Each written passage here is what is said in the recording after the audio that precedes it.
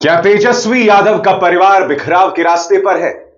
ऐसा क्या हो गया कि तेजस्वी यादव की बड़ी बहन जो है वो पत्रकारों के सामने आती हैं और कहती हैं कि मुझे धक्के मारकर बाहर निकाला जा रहा है, मुझ पर चप्पल फेंकी गई। और दिलचस्प बात यह है कि अभी कुछ ही दिनों पहले उन्होंने एक इंटरव्यू में कहा था कि तेजस्वी यादव मेरे बेटे जैसा है। परिवार के अंदर कलह की बात जो भारतीय जनता पार्टी कर रही है वो पूरी तरह से निराधार है और अब वो सामने आती हैं और एक शॉकिंग बयान देती हैं। इंतजार कीजिएगा दोस्तों, इस कार्यक्रम में साथ ही मैं चर्चा करने वाला हूं कि किस तरह से आरजेडी की महिला प्रवक्ताओं कंचना यादव और प्रियंका भारती पर भारतीय जनता पार्टी, उसके गुर्गे, उसका प्रचार तंत्र अश्लील प्रहार कर रहा है। क्यों? आरजेडी हार गई है चुनाव और अब उनकी ये दो महिला प्रवक्ताओं, बेबाक महिला प्रवक्ताओं पर प्रहार किया जा रहा है। मगर सबसे पहले रोहिणी आचार्य वो सामने आती हैं और एक शॉकिंग बयान देती हैं। वो ये भी कहती हैं कि मैं परिवार छोड़ रही हूं। ये एक वीडियो क्लिप इस वक्त बिहार की राजनीति में भूचाल ला रहा है। सुनिए रोहिणी आचार्य ने क्या कहा। मेरा कोई परिवार नहीं है।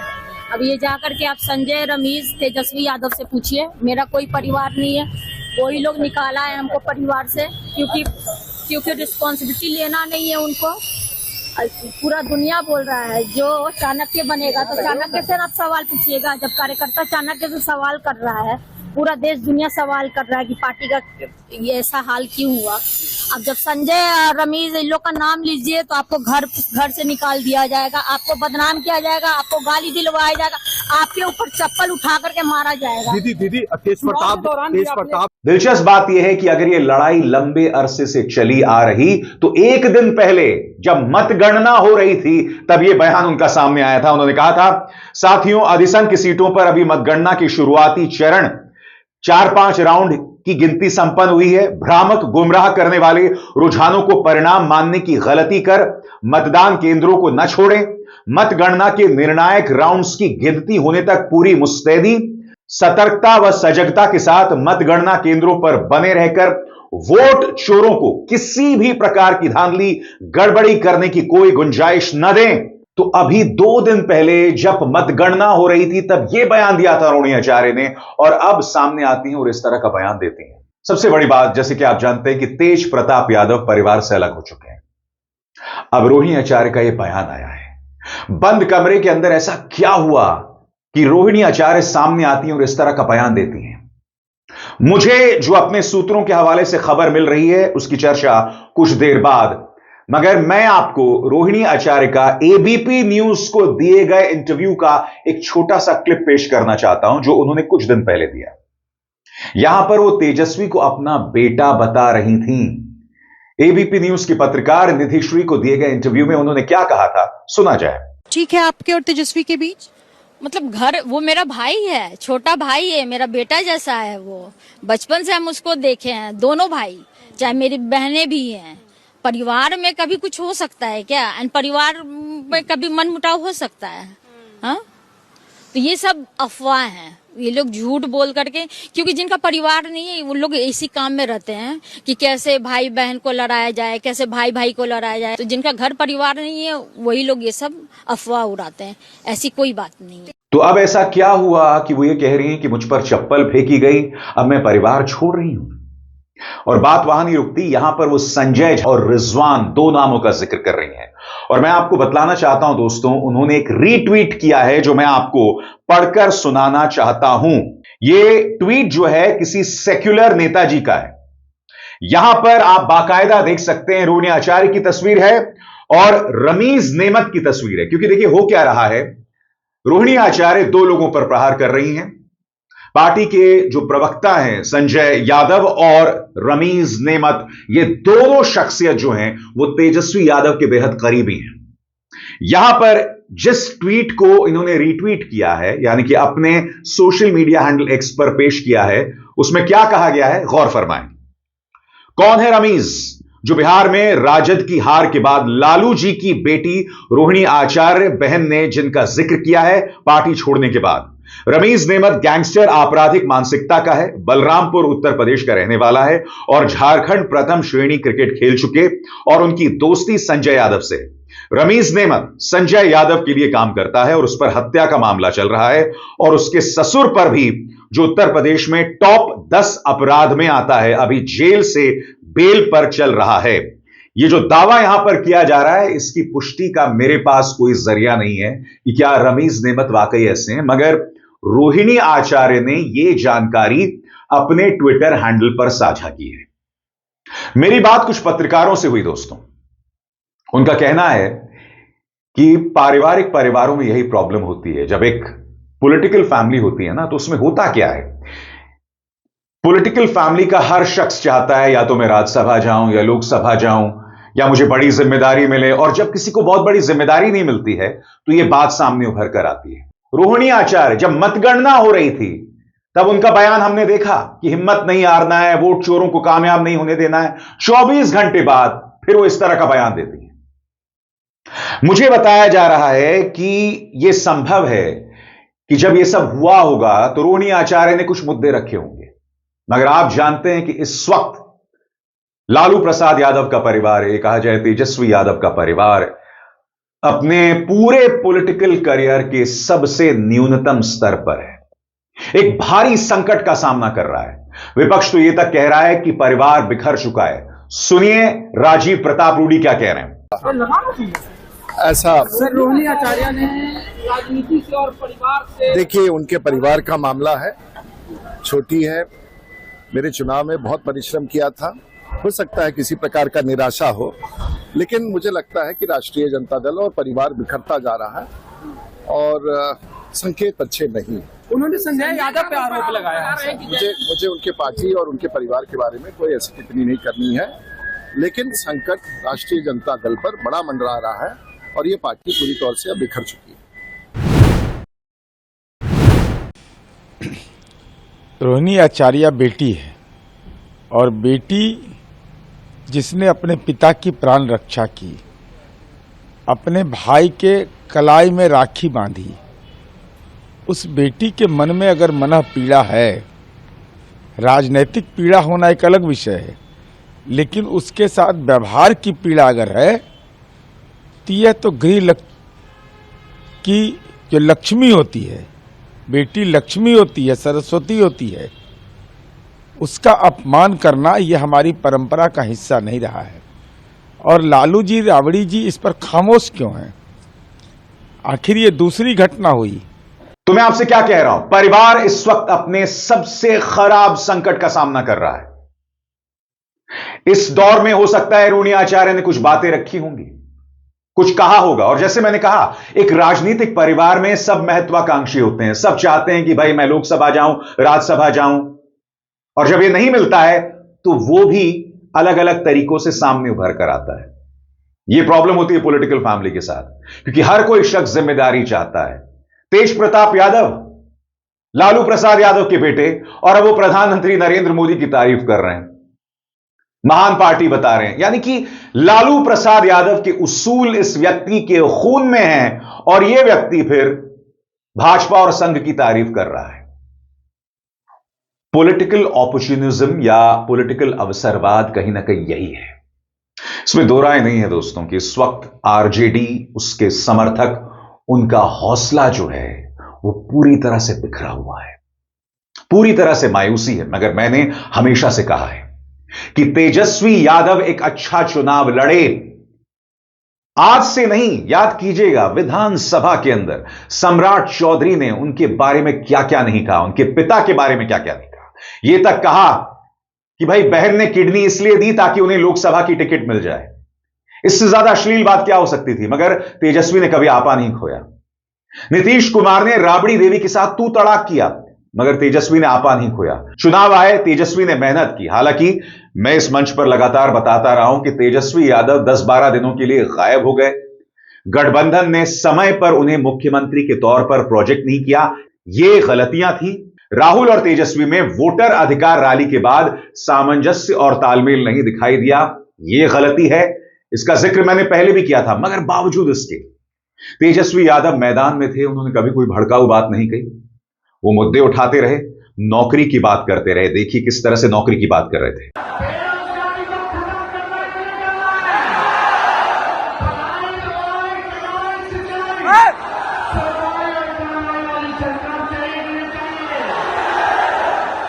वो लगातार मुद्दे पर रहे, वो एक मुश्किल लड़ाई लड़ रहे थे। वो देख रहे थे कि चुनाव आयोग जो है किस तरह से पक्षपात कर रहा है। मैंने इस मंच पर बार बार कहा है कि क्या राजद ये चुनाव या महागठबंधन ये चुनाव वोट चोरी की वजह से हार गया? कम से कम मेरे पास कोई प्रमाण नहीं, मगर हां, चुनाव आयोग की निष्पक्षता पर सवाल है। किस तरह से ट्रेनों में भर के भाजपा के समर्थक आए, किस तरह से भाजपा समर्थक कई राज्यों में एक साथ वोट कर रहे थे। ये तमाम मुद्दे हैं और इसे नजरअंदाज नहीं किया जा सकता। किस तरह से पैसे का खेल हो रहा था, किस तरह से चुनाव आचार संहिता की घोषणा के बाद भी महिलाओं के खाते में 10,000 रुपए जा रहे थे। इन तमाम चीजों का असर पड़ा है और परिणाम आपके सामने है। मगर फिर भी मैंने कहा कि तेजस्वी यादव ने एक अच्छा चुनाव लड़ा और उनकी जरूरत इन चुनावों में है। सुनिए हार के बाद क्या कहा मनोज झा ने। क्या होता था जो करने की बात की? देखिए, मैं मानता हूं सबसे पहले तो जदयू, बीजेपी और आरएलएम, हम, एलजेपी, रामविलास जी, उनको बहुत बहुत शुभकामनाएं। बिहार की बेहतरी के लिए कुछ ब्लूप्रिंट तेजस्वी जी ने सामने रखा था, पलायन, नौकरी, और जो बिहार का हिस्सा बना मानस का, उस पर काम करें। हमारी जो भी संख्या है असेंबली में, हम उस संख्या के आधार पर लगातार मूल्यांकन करते रहेंगे। बहरहाल, जब एक इतना बड़ा मैंडेट मिलता है किसी गठबंधन को, तो अपोजिशन बाहर भी होता है और मैंडेट के अंदर भी एक अपोजिशन की संभावना रहती है। ये मैंने 2010 में भी देखा था।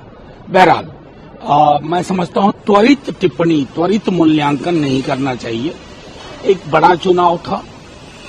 अब इस चुनाव में क्या हुआ, कहां हुआ, इसके लिए अगर हम 6 घंटे के अंदर, 10 घंटे के अंदर मूल्यांकन करेंगे तो वो उचित नहीं होगा, ना तो बिहार के इलेक्टर के लिए, ना पॉलिटिकल पार्टीज के लिए। इसके अलावा दोस्तों, जगदानंद सिंह बुजुर्ग नेता हैं, वो लालू प्रसाद यादव से मिलके आए और मिलने के बाद उनके तेवर देखिए। उन्होंने कहा कि हार के बाद अब जबकि परिणाम आ चुके हैं, तो परिणाम ही अपने आप में जवाब है, इस पर हम क्या कहें। तो कहीं ना कहीं अगर आप दोनों नेताओं के तेवर को देखें तो वो इस रिजल्ट को स्वीकार कर रहे हैं। और आपने गौर किया होगा, अब तक तेजस्वी सामने नहीं आए, यानी कि इस रिजल्ट ने उन्हें बुरी तरह से हिला दिया है। सुनिए जगदानंद सिंह क्या कह रहे हैं। नतीजा जो है, नतीजा सामने आ चुके हैं। नतीजा जब तक नहीं आता है, आदमी अपनी बातों को कहता है। नतीजा स्वयं अपने आप में हर प्रश्न का जवाब है। अब उसमें क्या कहा जा सकता है? कहाँ चूक हुआ है सर? क्या वजह रही सर? कहाँ हुआ है सर? क्या वजह रही? अब कहाँ चूक हुई है? हम तो बीमार आदमी हैं, इसलिए हम तो कहीं घूमे हैं नहीं, देखे हैं नहीं, कहीं कुछ कहे नहीं। लेकिन होता है, पब्लिक का फैसला है, हम लोग मानते हैं उसको। फ्रेंडली फाइट के वजह से आंतरिक कलेश भी रहा सर। क्या चीज? फ्रेंडली फाइट के वजह से ऐसी नौबत आई है क्या? मतलब कांग्रेस और आरजेडी में कहीं कहीं पे आपस में बिखराव भी लगता है कि ये भी एक वजह? अरे भाई, ये स्वाभाविक चीज है। ये हमेशा दोस्तों में भी थोड़ी सी चीजें होती ही रहती है, लेकिन इससे दोस्ती टूटती है, आने इससे किसी दूसरे से दुश्मनी हो जाती है।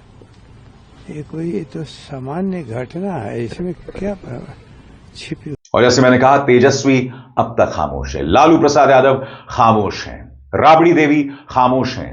बोल कौन रहा है? रोनी आचार्य जो सामने आती हैं और अपने गुस्से का इजहार करती हैं। परिवार पर एक बहुत बड़ा संकट है, मगर मैं बार बार कह रहा हूं, लोकतंत्र में सकारात्मक विपक्ष की जरूरत है और तेजस्वी यादव ने एक सकारात्मक विपक्ष का किरदार निभाया, बिल्कुल उसी तरह से जैसे प्रशांत किशोर ने मुद्दे उठाए।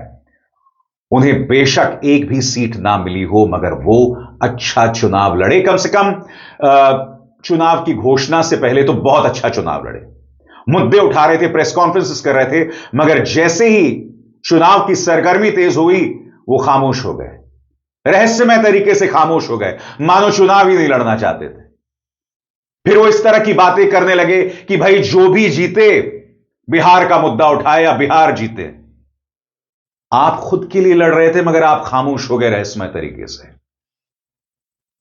तो इसलिए उनकी नीयत पर भी सवाल उठ रहे हैं कि क्या वजह है कि वो खामोश हो गए। मगर जैसे मैंने बताया कि तेजस्वी यादव पुरजोर तरीके से चुनाव लड़े, कमियां रही, मैंने उसका जिक्र बार बार किया है, मगर उनकी जरूरत है और इस वक्त उनके परिवार पर एक बहुत बड़ा संकट है। समानांतर तौर पर दोस्तों एक दूसरी चीज हो रही है।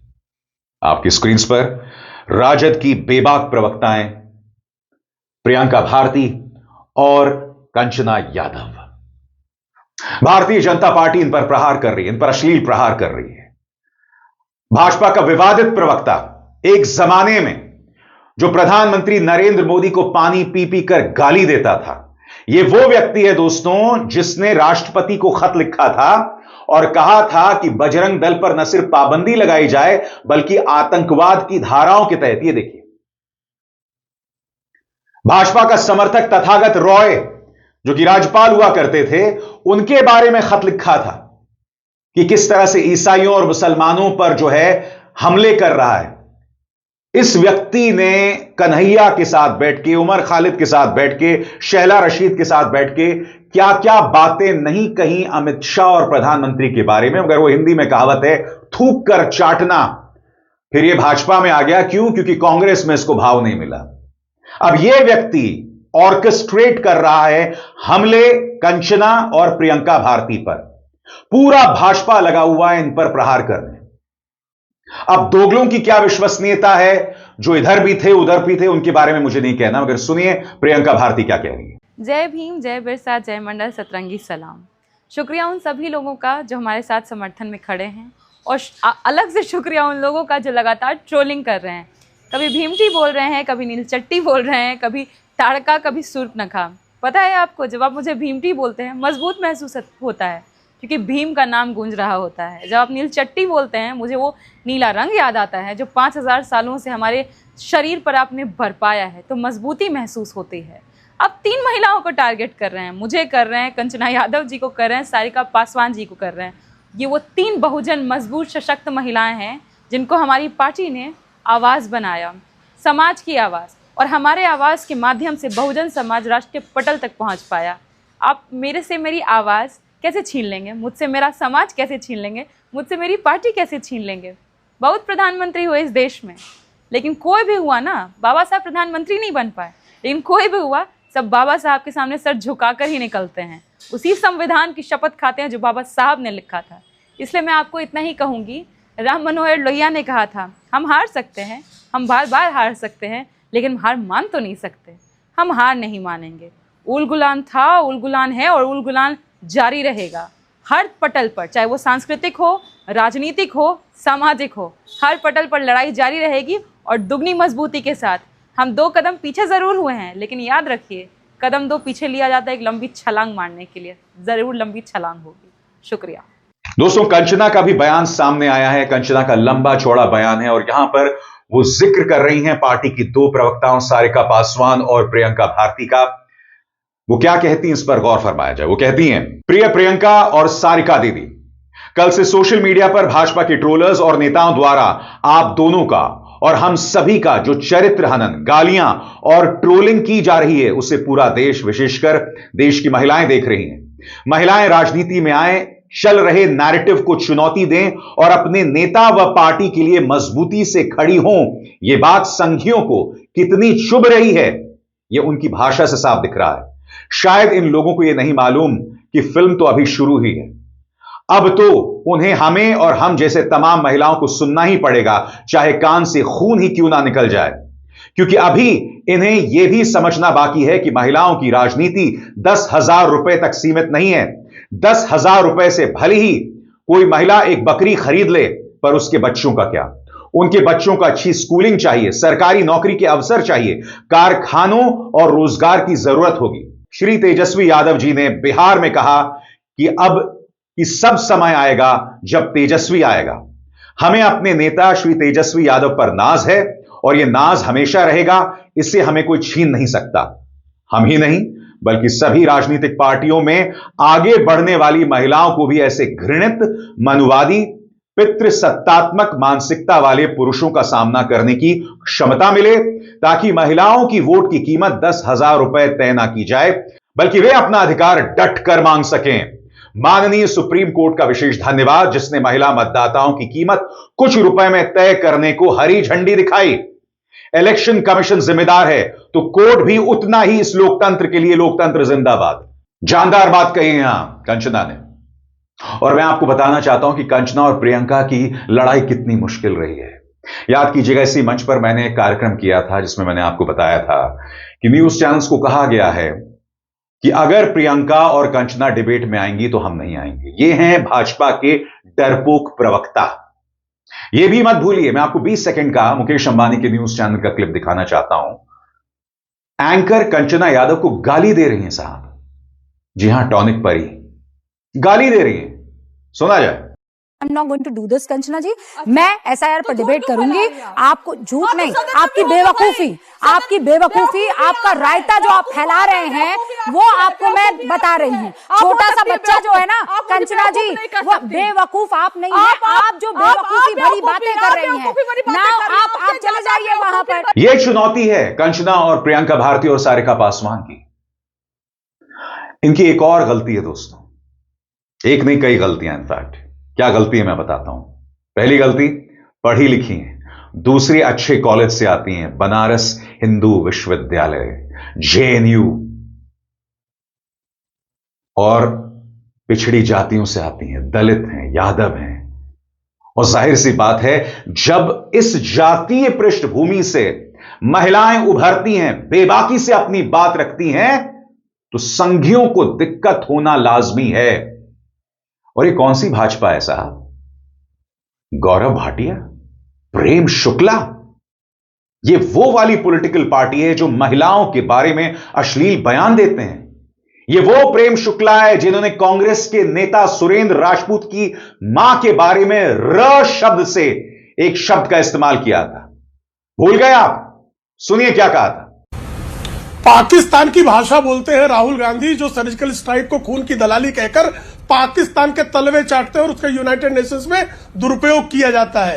और 8,000 एकड़ भूमि जो है 1965 का युद्ध जीतने के बाद 1968 में कच्छ को देने वाली इंदिरा गांधी, अरे तलवे तुम चाटते हो, तेरा बाप चाटता है, तेरी मां रंडी है, तुम्हारा खानदान। नहीं, मैं इस बहुत ही घटिया तरह की भाषा का इस्तेमाल हो रहा है, प्लीज। ये वो गौरव भाटिया हैं जिन्होंने कांग्रेस की नेता रागिनी नायक को ताड़का कहा था, जिन्होंने सोनिया गांधी के लिए गांडोस शब्द का इस्तेमाल किया था।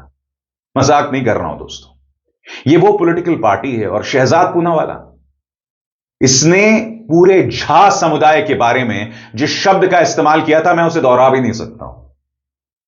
ये लोग बात करते हैं भाषा की। आपने भाजपा की जो महिला प्रवक्ता हैं, चाहे वो राधिका खेरा हो या वो संजू वर्मा हो, इनकी भाषा देखिए। आपने स्मृति ईरानी की भाषा देखी है। संसद के अंदर खड़े होकर वो किस तरह से राहुल गांधी के बारे में बार बार झूठ बोलती हैं। यानी झूठ बोलो, झूठ बोलो, झूठ बोलो, गाली दो, गाली दो, गाली दो। यह है भाजपा का चरित्र, यह है उनके नेताओं का चरित्र। और कितनी बड़ी त्रासदी है दोस्तों कि यह वो भारतीय जनता पार्टी है जहां एक जमाने में अरुण जेटली, सुषमा स्वराज जैसे दिग्गज प्रवक्ता हुआ करते थे, जो बेबाकी से बगैर गाली दिए अपनी बात रखते थे। यह वो भाजपा है जहां पर वाजपेयी जी जैसे कुशल वक्ता हुआ करते थे, जो कभी भी भाषा की मर्यादा नहीं भूलते थे। और आज संबित पात्रा, प्रेम शुक्ला, गौरव भाटिया, शहजाद पूनावाला, यह है प्रवक्ताओं का स्तर। शर्म आती है इस पॉलिटिकल पार्टी को। और तुम दो महिला प्रवक्ताओं कंचना और प्रियंका भारती पर हमला कर रहे हो। मगर मुझे खुशी है ये पीछे नहीं हट रही हैं और हटने भी नहीं वाली हैं। ये लोग बेबाकी से अपनी बात रखते रहेंगे, क्योंकि देखिए भाजपा के अंदर आज की तारीख में कई ऐसे अवसरवादी हैं जो पहले कांग्रेस में रहकर प्रधानमंत्री के बारे में, अमित शाह के बारे में अश्लील बातें, सिर्फ हमला नहीं करते थे, अश्लील बातें करते थे। शहजाद पूनावाला इसकी जीती जागती मिसाल है। इस व्यक्ति ने मुझे कई इनबॉक्स मैसेजेस किए हैं प्रधानमंत्री के बारे में और उसे बाद में डिलीट कर दिए। यह इसकी कायरता है। शहजाद पूनावाला जानता है वो कितना बड़ा कायर है। तुमने जो बातें प्रधानमंत्री के बारे में कही थी, अब उसे क्यों डिलीट कर दिया तुमने? क्यों? जो बात कही थी उस पर अडिग रहो। अब यह व्यक्ति कहता है एआई जेनरेटेड है पुरानी बातें। तुम्हारे बारे में अगर कोई एआई जेनरेटेड बात पेश कर रहा है तो जाओ अदालत। तुम हो अव्वल दर्जे के अवसरवादी। मगर यही तो भारतीय राजनीति है दोस्तों। भारतीय राजनीति में आपको ऐसे कई भाई मिल जाएंगे, मैं इनकी बात नहीं कर रहा हूं, ऐसे कई भाई मिल जाएंगे जो दागी नेताओं के चमचे होते हैं, दागी कलमाड़ी के चमचे होते हैं। उनकी चाटुकारिता के अलावा इन्होंने कुछ नहीं किया। अव्वल दर्जे के अवसरवादी होते हैं, अपने आप को सेक्युलर बताते हैं और जो जहरीले नफरतखोर हैं, भाजपा प्रचार तंत्र का हिस्सा, उनको जायज ठहराते हैं। एक दूसरा भाई है। तो ऐसे लोग आपको राजनीति में मिल जाएंगे जो राजनीति में भरे पड़े हैं, और भारतीय जनता पार्टी, अफसोस की बात है, ऐसे लोगों को मंच देती है। और इसीलिए ये जो मौजूदा भाजपा है, इसकी सियासत की मैं अपने मंच पर आलोचना करता हूं, करता रहूंगा। क्योंकि राजनीति में शुचिता होनी चाहिए, स्वच्छ होनी चाहिए राजनीति, और ऐसे अवसरवादी दोगले लोगों से हमें बचना चाहिए। अभिसार शर्मा को दीजिए इजाजत। नमस्कार।